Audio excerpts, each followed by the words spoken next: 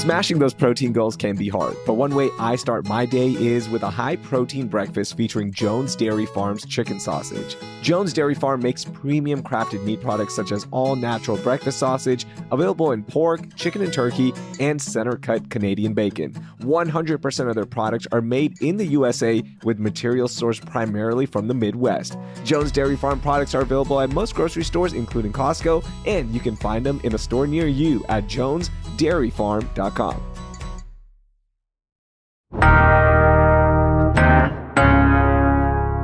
There are so many conversations about immigration these days, and one question I hear a lot is, why don't they just come here legally or become a citizen? But let me tell y'all, it's not that easy. My family and I went through it. Today on CityCast Houston, we break down just how hard it is to become a legal citizen in the U.S. with my friend and immigration attorney, Zulfiqar Prasla. It's Monday, July 14th. I'm Raheel Ramzanali, and here's what Houston's talking about.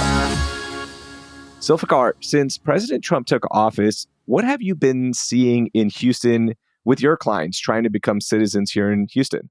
People always talk about the illegal immigration issue, the criminal side. But when we're talking about the legal immigration process, getting work permits, filing for green cards, filing for citizenship, all those processes tend to slow down because you have an intentional government apparatus that bogs this down slowly, which is removing Wow. resources. So just the efficiency bogs down. So a lot of the legal process itself depends on humans operating, right? Immigration officers reviewing case files, applications, all of that. Now, if they're not being supported or the number of personnel for those offices are reduced or whatnot, you get a slowdown of the process itself. So you see delays in the processing, and it kind of hinders people from moving on with their lives. Mm. That's the key here, is that it's not just the focus on illegal immigration, is that the legal immigration side also slows down. And you don't see this as an intentional sometimes. It's just prioritizing. Yeah. We hear about the GOP always saying, like, why don't they just follow the law, come here legally, and become a citizen?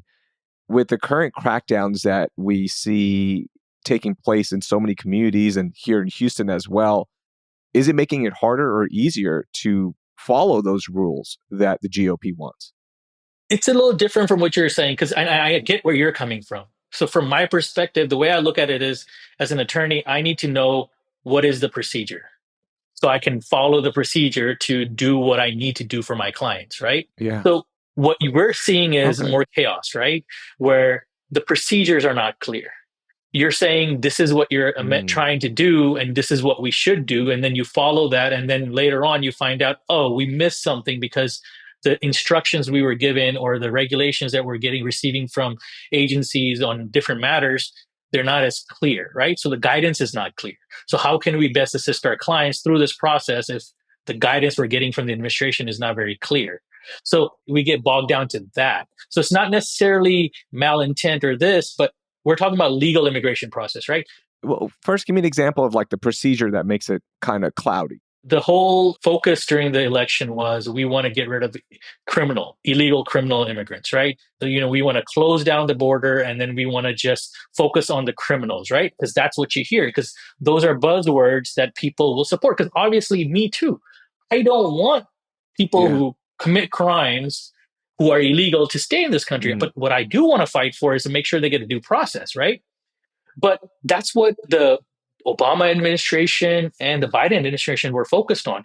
President Obama, they had a nickname. They called him a deporter in chief because he actually deported a lot of people, because the focus on deportation was targeted towards people who were criminals, and through using what we call, when people come at the border or get caught at the border, there's an expedited deportation process. So he was really good at, as soon as they caught people at the border, to turn them around and deport them right away. There was a Hmm. really efficient process in place to do that. What's happening now is they're just casting a big net and treating every single person that's caught up in the process the same way. One of the things was that people who had family ties to the US didn't have any criminal history and may have had a deportation order, right, in the past. Hmm. But they've been here for so many years. There was a process that the administration was doing, was that, hey, we understand you're a good person. we will not deport you. We rather focus our energy and resources on an individual who's committed a crime. So we'll allow you to stay here. And in the meantime, here's a work permit so you could actually work. And ICE was doing that. How has that been impacting your clients in Houston? Right now, I have a client, an individual who was, under this program, under the supervision program, been here for 30 plus years, has all US citizens or green card family members. They're the only ones who have an old voluntary deportation order on them. The previous administration in 2013 allowed them to stay here, and they've been working since. Mm-hmm. Right now, every year they had to go in and check in with ICE. They would go in, check in, no criminal history, everything is good, go back to your life. Mm-hmm. Now that individual went back to their check-in and they've been arrested Wow. and now put in deportation, and they're going to try to get them out. Now, this individual has no ties to their country back home. They have no home there. They have no assets there. None of their family members live there in that other country. This person has been in this country since the age of 21. They have a son who's a US citizen. Yeah. But because of this pending deportation order, we have to first go in and remove this deportation order. So we're in the process of doing that. But in the meantime, this person is sitting in custody for almost about a month now. Wow. They can't be with their family. She takes care of her elderly mom, who is a US citizen, by the way. Mm-hmm. It's these weird circumstances where why are we wasting resources on this individual, housing them? Who does it benefit? It only benefits the detention center because they get to bill the US government for housing these individuals. How does this benefit anybody, even society at large, to have this person sitting in custody for the past month? And right now, going through the process, this person may be in custody for the next foreseeable future until we're able to get some sort of resolution to their 30-year-old deportation order. Yeah, this is where my frustration comes in, Zulfiqar. We keep hearing about the crackdown on immigration, right? And having gone through the process with my family and myself, but the efficiency of all of this, how slow it takes, how bogged down it is, the paperwork, the money, all that, it gets so frustrating. What's the hardest part that you run into? First of all, the law itself is very restrictive. A lot of people think that people could just come to the United States and there's an easy process. No, the process is actually very stringent. A lot of times people come to the United States the right way. They're in status. They came here on a visa, a work visa, and they went through the process. And something along the way that happened where they, for some reason, that the forms were filed not properly, or they were a little too late in filing their applications to renewal or something, or some error that maybe you didn't do, maybe your attorney made an error. But the effect was you lost your status. And once you lose your status, now it's a very uphill battle to climb to regain status. And a lot of times you have no choice but to actually leave the country and then reapply the process again. And a lot of times people are saying, no, there's no way, because sometimes country conditions change. What's happening back home, your life has changed. Yeah. So once you lose your status, it's really hard to get it back in the US. There's very little forgiveness when it happens like that. So that's what makes it more difficult, is that once you lose that status, to go back into status, it's nearly impossible. Not 100%, but nearly impossible. Yeah. So that's, I would think, is the biggest hurdle, is that people who even come here legally, when something wrong happens, there's very little forgiveness in the law. Yeah. You see, the last major reforms in immigration law happened in the 80s with Reagan applying the amnesty. And I think in the 90s, we had some laws that came in that applied and granted some sort of amnesty or not, or relief for people who were illegal.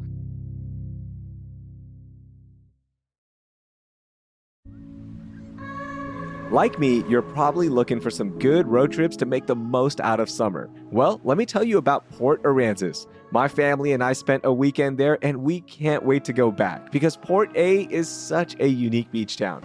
First, almost everybody rolls around the island in golf carts. It is so cool. Second, you can make sun-soaked memories by hanging out on the beach all day, or mix it up and try your hand at some surfing or parasailing. We did that and the entire family loved it. Or you can go fishing with one of the many charters setting sail from the harbor. Port A has something for everyone, and it's an easy drive from Houston, making it a great road trip destination. One visit and you'll see why generations of Texans have anchored their traditions to the island life. Go to visitportaransas.com and plan your trip to Texas's beach.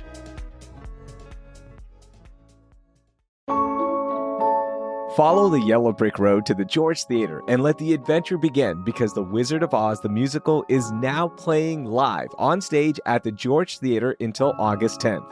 I can already hear myself singing Somewhere Over the Rainbow as I step into the land of Oz with Dorothy, the Scarecrow, the Tin Man, and of course the Cowardly Lion in this beloved classic. Here's the best part. They have sensory-friendly performances, closed caption performances, an all-ages performance on August 9th, and matinees and evening shows, as well as one double feature day where they'll screen the film. How cool is that? Do something special with your kids, friends, loved ones, or make it a solo date and check out The Wizard of Oz the musical at the George Theater. Tickets are going fast, so grab yours today at adplayers.org or call the box office at 713-526-2721.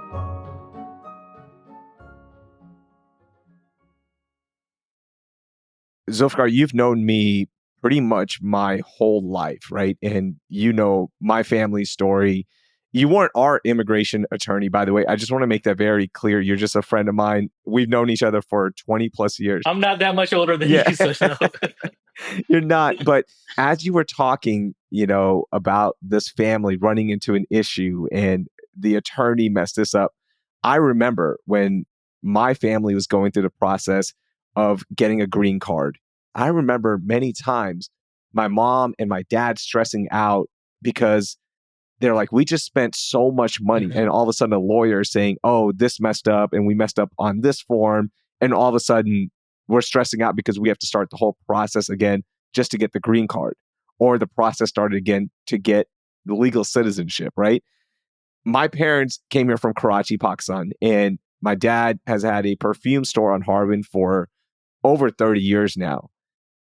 He raised, four kids. I recently talked to him about this, and my older brother, Sunil, who Dr. Ramzanali, he's a dentist, Yes. about how much it cost our family when we arrived here in the 90s. Let's take a listen.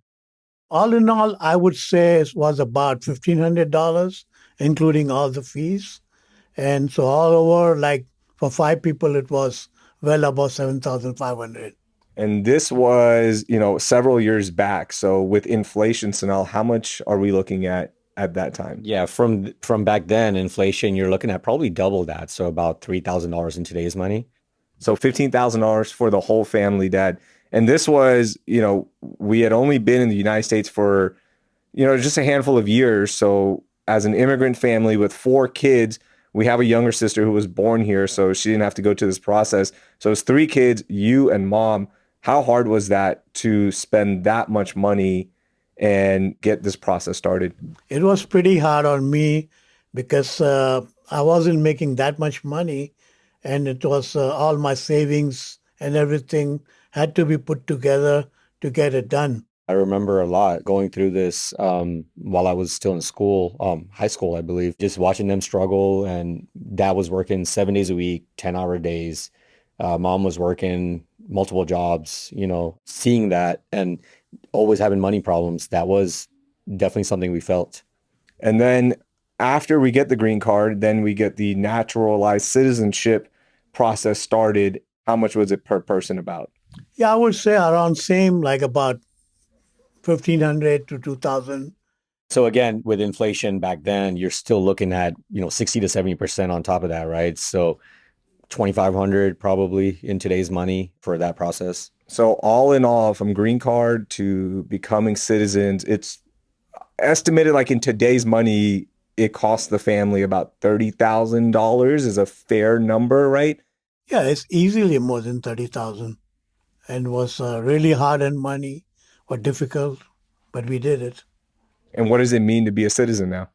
Well, peace of mind that nobody's going to come and ask you about your status. I had a lot of friends that were going through a lot of problems. I have so many stories about friends, different types of ways that they had to stay in the country and the things they had to do and the amount of lawyer fees that they had to spend, because ours, thank God for us, for our family, everything was pretty smooth. We didn't have any hiccups along the way, but a lot of my friends weren't that lucky. And I think they have spent well over six figures in today's money to get where they need to go, to get the green card and the citizenship.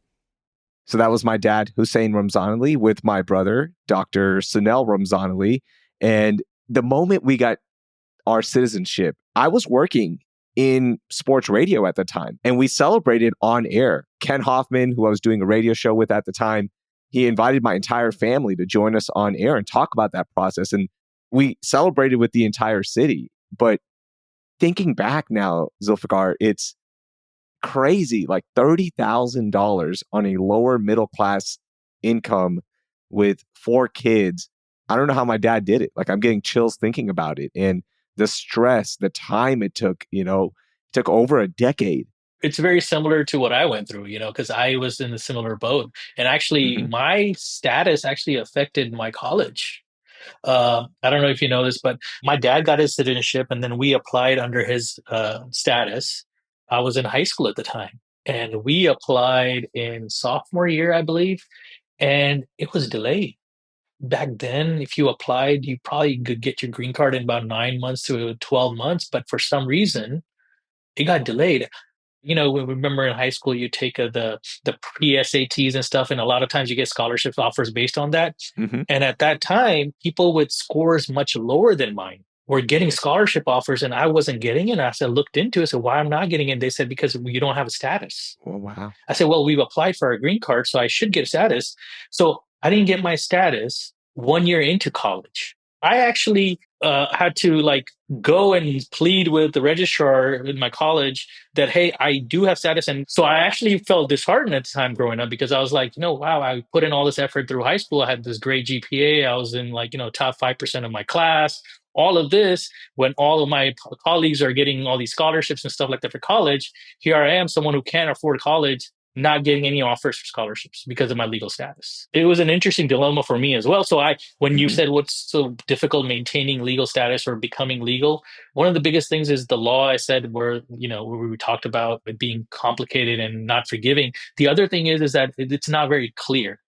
The instructions are not very clear. So technically, you don't need an immigration attorney in the immigration process. The law doesn't require that. You could file for your own applications and all of that. But the Yeah. hoops that you have to jump through, the hurdles you have to jump through, it's so difficult that you need someone with experience to actually go through this. And that actually raises your costs even more. So that's a difficult process itself. So any family of four could easily spend upwards of $15,000 to $20,000 getting to the citizenship phase easily. That's incredible. So if you're talking about people in the lower socioeconomic part of the society, it's even harder. Now, especially people who are going through the asylum process or deportation hearings and stuff like that, they'll easily spend that much just fighting deportation. Wow. And that's just on attorney fees. Mm-hmm. Everything that we've already talked about, right? The immigration crackdown, the cost of becoming a legal citizen, the cost of getting your green card and maintaining your legal status. How does all of this impact our community in Houston? Okay, so let's just look at the numbers, right? Just recently, I think I saw this on the Chronicle, maybe a few months back. There's an estimated amount of about 480,000 immigrants in the Harris County area. There are another about 550,000 illegal immigrants, or I would like to say immigrants without status. Yeah, undocumented residents. Harris County by itself is about 5 million people. That means 1 in every 5 people in Harris County is an immigrant. More than 1 million people. 1 in every 10 people in Harris County possibly has no immigration status. We have many mixed status families. That means families where some people have status, some people don't. We run and interact with people with status or without status every day of our lives. These are our neighbors. These are our friends. These are our family. And when you start seeing that maybe potentially 1 out of every 10 people in your surrounding area are suffering and are under stress, whether it's financial stress or they cannot move forward in their life, that impacts the community. That's a big chunk of the community that is under duress. So there has to be a way to make sure that people who are not criminals, people who just want to live a better life, there has to be a way of getting them sorted out. I'm glad you said that because you're working in the system and you are going through this on a daily basis, what's one thing, one reform that you would implement to make this process more efficient, both for the immigrants and the U.S. government? Well, we need immigration reform. We've all heard that we need immigration reform, we need immigration reform. We were close. In 2013, we were close. Right now, Hmm. people talk about not getting enough people to do bipartisanship. In 2013, under the Obama administration, we had 68 senators approve a bill that was going to Mm. revamp the entire immigration system, streamline it, make it easier, and modernize it. In fact, it was called the Immigration Modernization Act. We haven't had new immigration laws passed for 50 years. The world has changed. Things are happening all over the world that causes influx of migrants to our border. All these things happen, but our laws have not been updated in decades. So we were close. And we even had a bipartisan support. In fact, you had people like Marco Rubio voting for that law. Unfortunately, politics got in the way, went to the House didn't want to even bring it up. So I think what we really, really need is to keep the politics out of this, bring people who actually want to solve this problem. Because what happens is when things become a political issue, people don't want to really solve it because it benefits Yeah. both sides to use it as a way to drive turnout for elections. And what we need is people to actually put aside the politics and actually focus on solving the problem. And it's not going to be solved by just, Hmm. raising the rhetoric that we see in the media and by politicians and everything. We need to start looking at these are people, these are individuals, these are our friends and neighbors. We need to create a situation where they can actually openly live in the society and actually Hmm. fully participate in our community. That's perfectly said. And all of your answers, all of these numbers, all of these issues that undocumented residents face, that you as an attorney working in the immigration system face, I really hope that it helps answer that question of, why don't you just become legal? Why don't you just get your citizenship card? Right? Like, I hope all of this helps answer that and kind of puts it to rest that it's not easy. It's hard. It's It's not. very hard. Right. People always say, well, is there support for immigration reform and all that stuff? They do polls and stuff like that. But a lot of people, your average person out there, has no idea how immigration laws work. They have no idea. And I feel like people out there, your listeners and everybody out there, before commenting on these type of issues, let's just learn a little bit more about how these laws work. It's an issue that we really need to solve now. It's getting to a point where we can't ignore it anymore. Thank you so much for joining me and explaining all of this. I appreciate it, man. Thank you for having me. Appreciate the time. That was Zulfiqar Prasla. He's an attorney at the Prasla Law Firm. As you heard, immigration is a deeply personal topic for me, and it would mean a lot to me if you texted this episode to 3 friends so they can learn about the challenging process of becoming legal. If you enjoyed this episode, please drop us a rating and review, and of course, subscribe to CityCast Houston if you haven't yet. We also have a daily newsletter called Hey Houston, where you can find more news, happenings, recommendations, and so much more.